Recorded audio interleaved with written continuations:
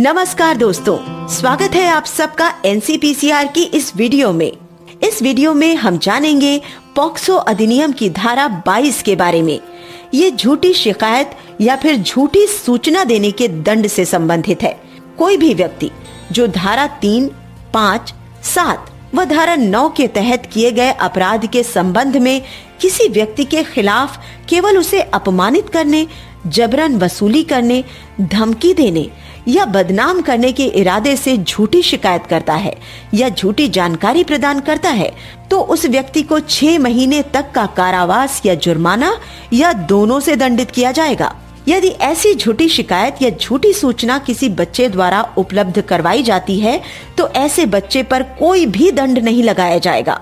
जो कोई व्यक्ति खुद बच्चा न होते हुए भी किसी बच्चे के खिलाफ झूठी शिकायत या गलत जानकारी देकर बच्चे को इस अधिनियम के तहत किसी भी अपराध के लिए उत्पीड़न करता है, तो ऐसे व्यक्ति को 1 वर्ष तक की सजा या जुर्माना या फिर दोनों से दंडित किया जाएगा।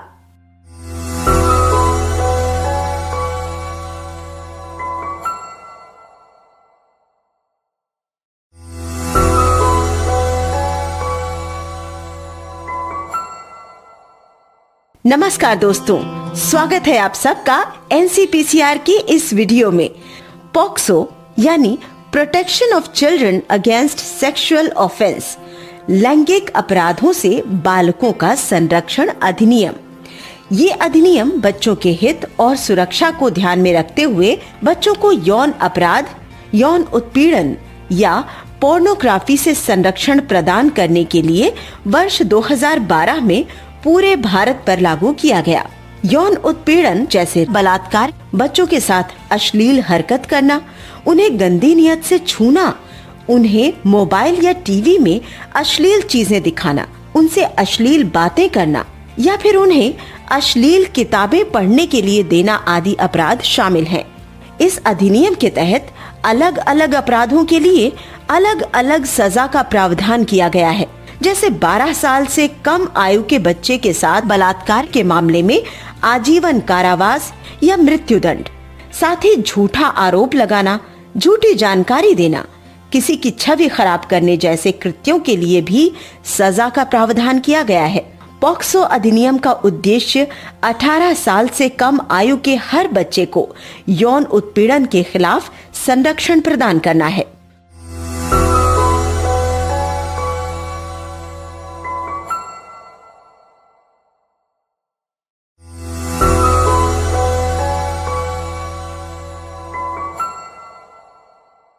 नमस्कार दोस्तों, स्वागत है आप सबका एनसीपीसीआर की इस वीडियो में।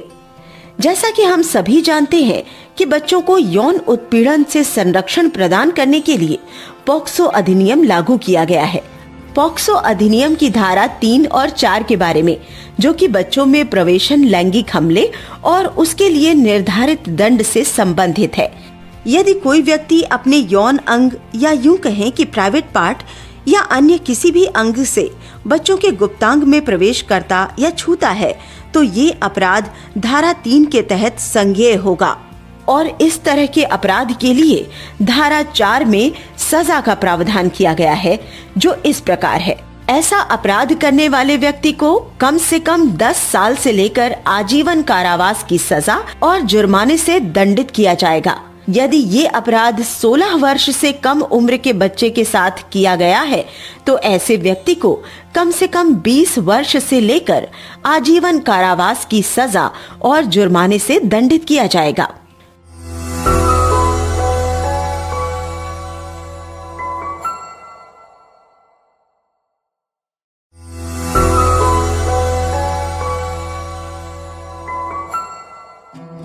नमस्कार दोस्तों, स्वागत है आप सबका एनसीपीसीआर की इस वीडियो में। इस वीडियो में हम जानेंगे पॉक्सो अधिनियम की धारा 7 और 8 के बारे में। ये बच्चों के साथ होने वाली यौन हिंसा और उसके लिए निर्धारित दंड से संबंधित है। जो व्यक्ति यौन दुर्व्यवहार की मंशा से बच्चों के यौन अंग छूता है या खुद के यौन अंग को स्पर्श करवाता है, तो ये बच्चे के प्रति यौन हिंसा माना जाएगा। इस तरह का कृत्य करने वाले व्यक्ति के लिए कम से कम 3 से लेकर 5 साल तक की कैद की सजा हो सकती है।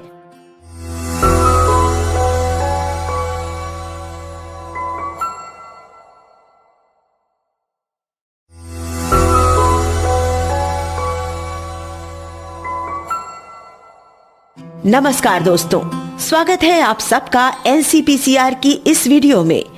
इस वीडियो में हम जानेंगे पॉक्सो अधिनियम की धारा 13 और 14 के बारे में। ये अश्लील साहित्य के प्रयोजनों के लिए बच्चों का उपयोग करने और उसके लिए निर्धारित दंड से संबंधित है। जो कोई भी व्यक्ति किसी बच्चे का किसी भी मीडिया के जरिए जैसे कि टेलीविजन चैनल और अखबार पत्रिका द्वारा प्रसारित विज्ञापन में किसी बच्चे के यौनांग का प्रदर्शन करता है, बच्चे का उपयोग वास्तविक या नकली लैंगिक कार्यों में प्रवेशन के साथ या उसके बिना करता है, किसी बच्चे के सामने अशोभनीय या अश्लीलतापूर्ण प्रदर्शन करता है या फिर किसी बच्चे का उपयोग अश्लील प्रयोजनों के लिए करता है, तो ऐसा कृत्य करने वाला व्यक्ति अपराधी माना जाएगा और उसे कम से कम 5 साल की सजा और जुर्माने से दंडित किया जाएगा। यदि वो व्यक्ति ये अपराध दोबारा करता है तो उसे 7 साल तक की सजा और जुर्माने से दंडित किया जाएगा। कोई व्यक्ति अश्लील प्रयोजनों के लिए किसी भी बच्चे का उपयोग करता है और ऐसे अश्लील कृत्यों में प्रत्यक्ष रूप से भाग लेकर धारा 3, धारा 5, धारा 7 या धारा 9 में निर्दिष्ट कोई अपराध करता है तो वो व्यक्ति धारा 4, 6, 8 और धारा 10 के अधीन भी दंडित किया जाएगा।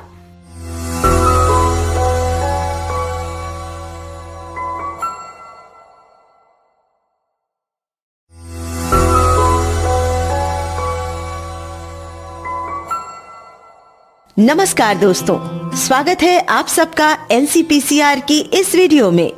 इस वीडियो में हम जानेंगे पॉक्सो अधिनियम के नियम 11 के बारे में। ये किसी अश्लील सामग्री में बच्चे को शामिल करने पर रिपोर्ट करने से संबंधित है। कोई भी व्यक्ति जिसे किसी बच्चे से संबंधित कोई अश्लील सामग्री प्राप्त हुई हो या ऐसी अश्लील सामग्री संग्रहित, वितरित, परिचालित, प्रसारित, प्रचार प्रसार की सुविधा प्रदान करने या प्रचारित या प्रदर्शित होने की संभावना मिलती है तो वो व्यक्ति उस प्रेषित सामग्री की रिपोर्ट एसजेपीयू या स्थानीय पुलिस पर रिपोर्ट करेगा और रिपोर्ट प्राप्त होने पर एसजेपीयू या स्थानीय पुलिस आवश्यक कार्रवाई करेगा। रिपोर्ट में उस डिवाइस का विवरण शामिल होगा जिसमें ऐसी अश्लील सामग्री देखी गई थी और साथ ही जिस संदिग्ध डिवाइस से ऐसी सामग्री प्राप्त हुई थी या जिसमें वो प्लेटफॉर्म भी शामिल था जिस पर सामग्री प्रदर्शित की गई थी, वो भी रिपोर्ट में शामिल होगा। केंद्र सरकार और प्रत्येक राज्य सरकार समय समय पर इस तरह की रिपोर्ट बनाने की प्रक्रियाओं के बारे में व्यापक जागरूकता पैदा करने के सभी प्रयास करेगी।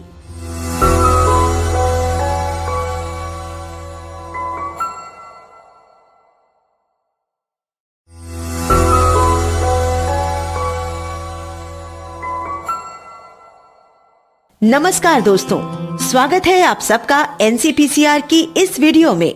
इस वीडियो में हम जानेंगे पॉक्सो अधिनियम की धारा 23 के बारे में। इसमें मीडिया के लिए प्रक्रिया को बताया गया है। कोई भी व्यक्ति पूर्ण और प्रामाणिक जानकारी के बिना किसी भी प्रकार के मीडिया या फोटोग्राफिक सुविधाओं से किसी भी बच्चे पर कोई भी ऐसी रिपोर्ट या टिप्पणी प्रस्तुत नहीं करेगा जिसका प्रभाव उसकी प्रतिष्ठा को कम करने या उसकी गोपनीयता का उल्लंघन करने पर हो सकता है। मीडिया की किसी भी रिपोर्ट में बच्चे की पहचान, उसका नाम, पता, फोटो, पारिवारिक विवरण, स्कूल, पड़ोस या कोई अन्य विवरण का खुलासा नहीं किया जाएगा। मीडिया, स्टूडियो या फोटोग्राफिक सुविधाओं के प्रकाशक या मालिक अपने कर्मचारी के कृत्यों और चूक के लिए जिम्मेदार होंगे। यदि विशेष न्यायालय की राय में प्रकटीकरण बच्चे के हित में है तो अधिनियम के तहत मामले की सुनवाई करने में सक्षम विशेष न्यायालय ऐसे प्रकटीकरण की अनुमति दे सकता है। कोई भी व्यक्ति इन प्रावधानों का उल्लंघन करता है तो उसे कम से कम 6 महीने से लेकर 1 साल तक के कारावास या जुर्माना या दोनों से दंडित किया जाएगा।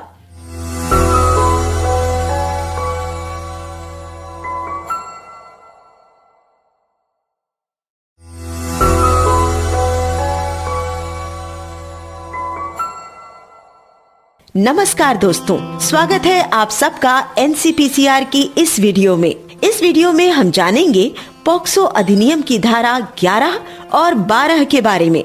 यदि कोई व्यक्ति किसी बालक पर लैंगिक उत्पीड़न करता है, यह कहा जा सकता है कि जब ऐसा व्यक्ति लैंगिक आशय से बच्चे को कोई ऐसा शब्द कहता, कोई आवाज सुनाता, हाव भाव करता, कोई वस्तु या शरीर का भाग इस आशय के साथ प्रदर्शित करता है कि बच्चे द्वारा ऐसा शब्द या आवाज सुनी जाए।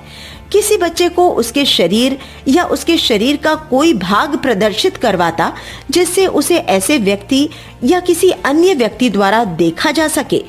अश्लील प्रयोजनों के लिए किसी प्रारूप या मीडिया में किसी बच्चे को कोई वस्तु दिखाता, बच्चे को सीधे तौर पर या किसी इलेक्ट्रॉनिक माध्यम या अन्य माध्यमों के जरिए बार बार पीछा करता, देखता या संपर्क करता है।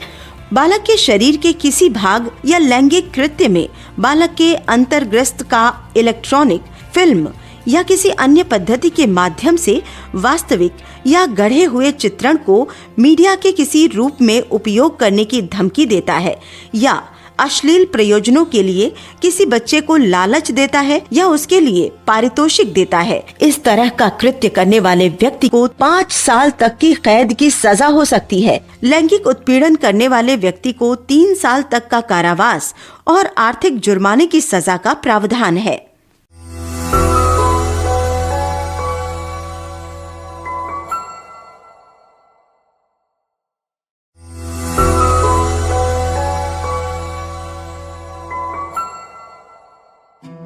नमस्कार दोस्तों, स्वागत है आप सबका एनसीपीसीआर की इस वीडियो में। इस वीडियो में हम जानेंगे पॉक्सो अधिनियम की धारा 15 के बारे में। ये बच्चों से संबंधित अश्लील सामग्री को जमा करने और उसके निर्धारित दंड से संबंधित है। यदि कोई व्यक्ति बच्चे से संबंधित अश्लील सामग्री को साझा या प्रेषित करने के आशय से किसी बालक को सम्मिलित करने वाली अश्लील सामग्री का किसी भी रूप में भंडारण करता है या उसे मिटाने या नष्ट करने में विफल रहता है और संबंधित अधिकारी को रिपोर्ट नहीं करता, तो उसे 5,000 रुपए के जुर्माने से दंडित किया जाएगा। यदि वो दोबारा ये अपराध करता है तो उसे 10,000 रुपए का जुर्माना देना होगा।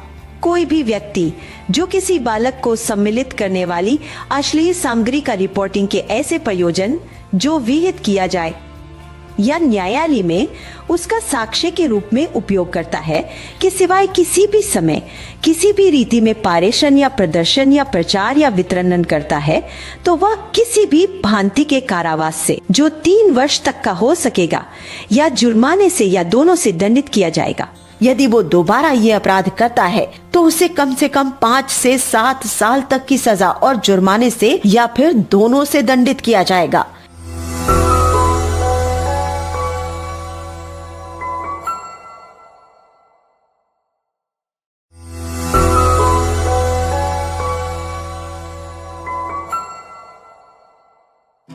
नमस्कार दोस्तों, स्वागत है आप सबका एनसीपीसीआर की इस वीडियो में। इस वीडियो में हम जानेंगे पॉक्सो अधिनियम के नियम 8 के बारे में। ये नियम विशेष राहत से संबंधित है।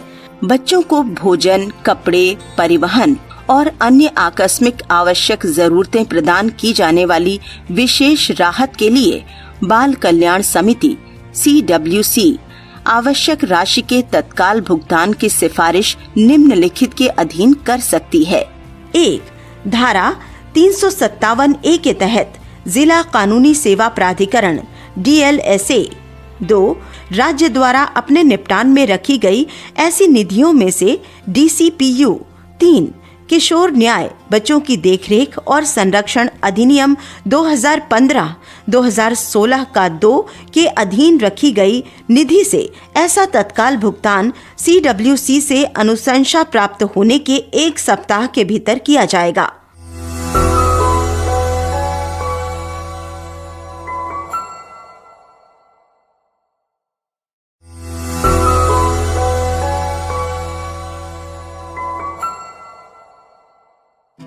नमस्कार दोस्तों, स्वागत है आप सबका एनसीपीसीआर की इस वीडियो में। इस वीडियो में हम जानेंगे पॉक्सो अधिनियम के नियम 8 के बारे में। ये नियम विशेष राहत से संबंधित है। बच्चों को भोजन, कपड़े, परिवहन और अन्य आकस्मिक आवश्यक जरूरतें प्रदान की जाने वाली विशेष राहत के लिए बाल कल्याण समिति CWC आवश्यक राशि के तत्काल भुगतान की सिफारिश निम्नलिखित के अधीन कर सकती है। 1. धारा 357A के तहत जिला कानूनी सेवा प्राधिकरण DLSA। 2. राज्य द्वारा अपने निपटान में रखी गई ऐसी निधियों में से DCPU। 3. किशोर न्याय बच्चों की देखरेख और संरक्षण अधिनियम 2015-2016 का 2 के अधीन रखी गई निधि से ऐसा तत्काल भुगतान CWC से अनुशंसा प्राप्त होने के 1 सप्ताह के भीतर किया जाएगा।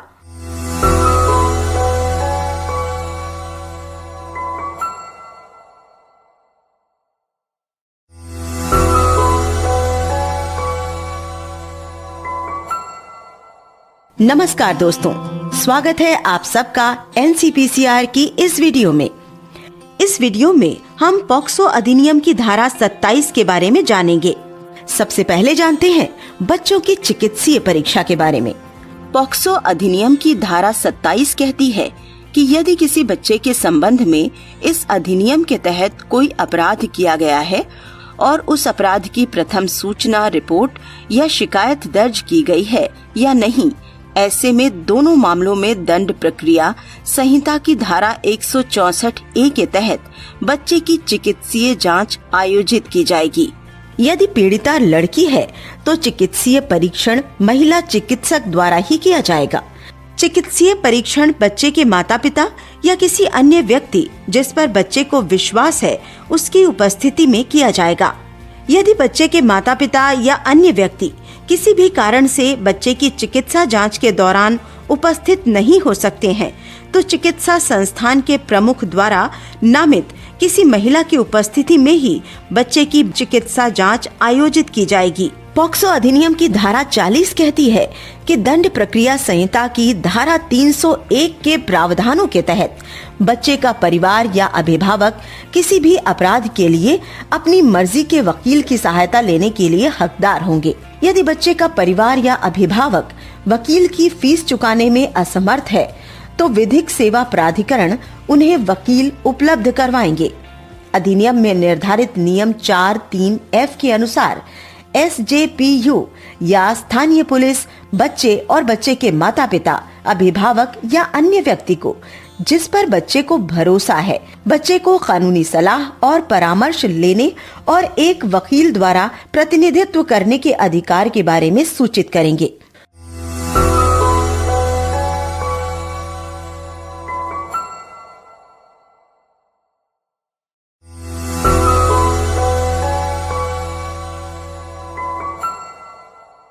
नमस्कार दोस्तों, स्वागत है आप सबका NCPCR की इस वीडियो में। इस वीडियो में हम जानेंगे पॉक्सो अधिनियम के नियम 7 के बारे में। ये कानूनी सहायता और मदद से संबंधित है। बच्चों को विधिक सहायता और मदद विधिक सेवा प्राधिकरण अधिनियम के प्रावधानों के अधीन प्रदान की जाएगी। इसके लिए CWC जिला विधिक सेवा प्राधिकरण यानी DLSA को सिफारिश करेगा।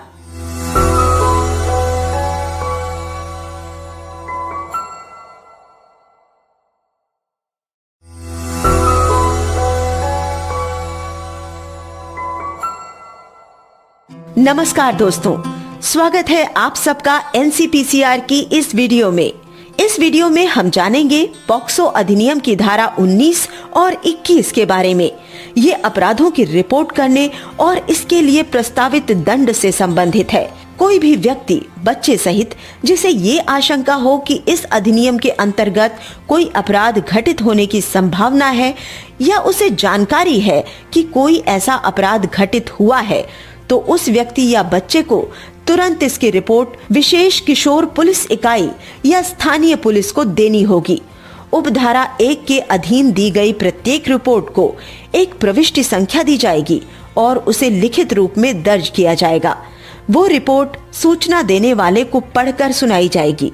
साथ ही रिपोर्ट को पुलिस यूनिट द्वारा रखे जाने वाले रजिस्टर में दर्ज किया जाएगा। यदि रिपोर्ट बच्चे द्वारा की गई है तो उस रिपोर्ट को सरल भाषा में लिखा जाएगा ताकि जो कुछ भी रिपोर्ट में लिखा गया है उसे बच्चा आसानी से समझ सके। और यदि वो रिपोर्ट बच्चे द्वारा समझ न आने वाली भाषा में रिकॉर्ड किया जा रहा है या कहीं भी आवश्यक लगता है तो एक अनुभवी अनुवादक या दुभाषिया बच्चे को प्रदान किया जाएगा। विशेष किशोर पुलिस यूनिट या स्थानीय पुलिस रिपोर्ट दर्ज करने के बाद ये सुनिश्चित करेगी कि जिस बच्चे के साथ अपराध हुआ है क्या उसे देखरेख और संरक्षण की आवश्यकता है और तुरंत ही उचित व्यवस्था करेगी।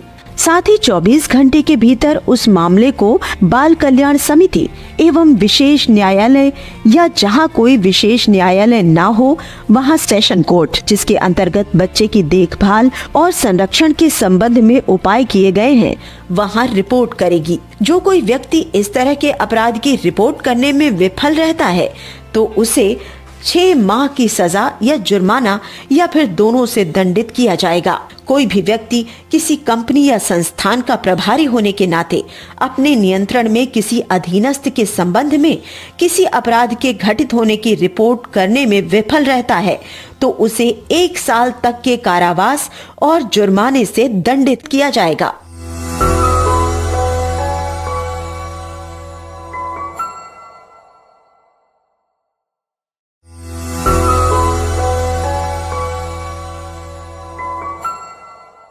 नमस्कार दोस्तों, स्वागत है आप सबका एनसीपीसीआर की इस वीडियो में।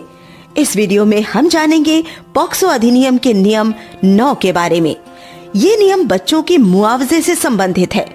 प्राथमिक रजिस्ट्रीकृत यानी एफआईआर होने के बाद किसी भी स्तर पर बालकों के राहत और पुनर्वास के लिए विशेष न्यायालय उचित मामलों में स्वयं या बालकों द्वारा या उसके लिए फाइल किए गए आवेदन पर अंतरिम मुआवजे के लिए आदेश पारित कर सकते हैं। बालकों को भुगतान किए गए ऐसे अंतरिम मुआवजे को यदि कोई अंतिम मुआवजा हो तो उसके साथ समंजित किया जाएगा।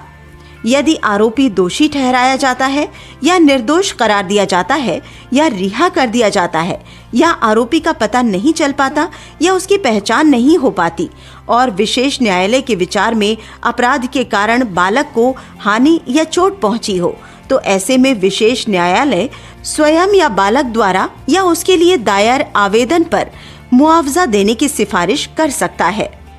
विशेष न्यायालय को यदि ऐसा लगता है कि अपराध के कारण बच्चे को किसी भी प्रकार की हानि या चोट पहुंची है, जैसे बच्चे को मानसिक या शारीरिक नुकसान पहुंचा हो, बच्चे के शारीरिक या मानसिक स्वास्थ्य या दोनों पर हुए खर्च या होने वाले संभावित चिकित्सा उपचार पर व्यय, अपराध के परिणाम, मानसिक आघात के कारण स्कूल से अनुपस्थिति, शैक्षणिक अवसर की हानि, रोजगार का नुकसान होना, बच्ची यदि गर्भवती हो जाए, बच्चा यौन संचारित बीमारी के संपर्क में आ जाए, बच्चा HIV वायरस के संपर्क में आया हो, बच्चा दिव्यांग हो जाए। अपराधी का बालक से संबंध, पुनर्वास की आवश्यकता अवधारित करने के लिए बालक की वित्तीय दशा जिसके विरुद्ध अपराध किया गया हो, अन्य कोई भी कारक जिसे विशेष न्यायालय प्रासंगिक समझ सकता है तो विशेष न्यायालय स्वयं या बच्चे द्वारा या उसके लिए दायर आवेदन पर मुआवजा देने की सिफारिश कर सकते हैं। विशेष न्यायालय द्वारा दिए गए आदेश के 30 दिन के भीतर राज्य सरकार मुआवजे का भुगतान करेगी।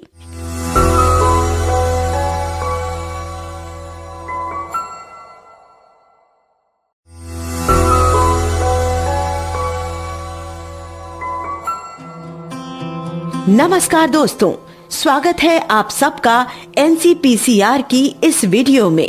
इस वीडियो में हम जानेंगे पॉक्सो अधिनियम की धारा 5 व धारा 9 के बारे में, जो कि बच्चों से गुरुतर प्रवेशन, लैंगिक हमले और गुरुतर लैंगिक हमले के बारे में है।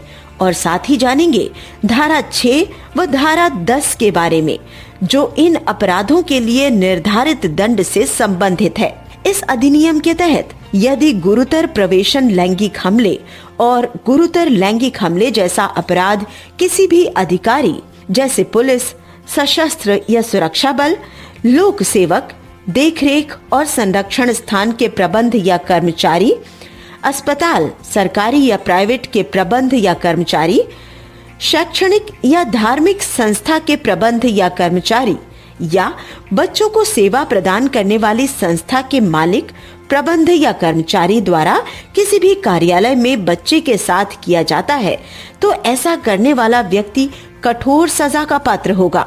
गुरुतर प्रवेशन लैंगिक और गुरुतर लैंगिक हमले में शामिल हैं बच्चे पर सामूहिक लैंगिक हमला करना, बच्चे पर घातक या अग्न्यायुध, गर्म पदार्थ या संक्षारक पदार्थ इस्तेमाल कर लैंगिक हमला करना, बच्चे को शारीरिक या मानसिक नुकसान पहुंचाना जिससे बच्चा अशक्त, नियमित कार्य करने में अयोग्य, बालिका के मामले में गर्भवती हो जाए, कोई प्राणघातक रोग से संक्रमित हो जाए या बच्चे की मृत्यु हो जाए, दिव्यांग बच्चे की दशा का लाभ उठाना, बच्चे पर एक से अधिक या बार बार लैंगिक हमला करना, 12 वर्ष से कम आयु के बच्चे पर लैंगिक हमला करना, बच्चे का रक्त या दत्तक या घरेलू संबंध वाला नातेदार लैंगिक हमला करता है, ये जानते हुए कि बच्चा गर्भ से है, बच्चे पर लैंगिक हमला करना, बच्चे पर लैंगिक या प्रवेशन लैंगिक हमला करना और उसकी हत्या करने का प्रयत्न करना, हिंसा के दौरान या प्राकृतिक विपत्ति की स्थिति में लैंगिक हमला करना,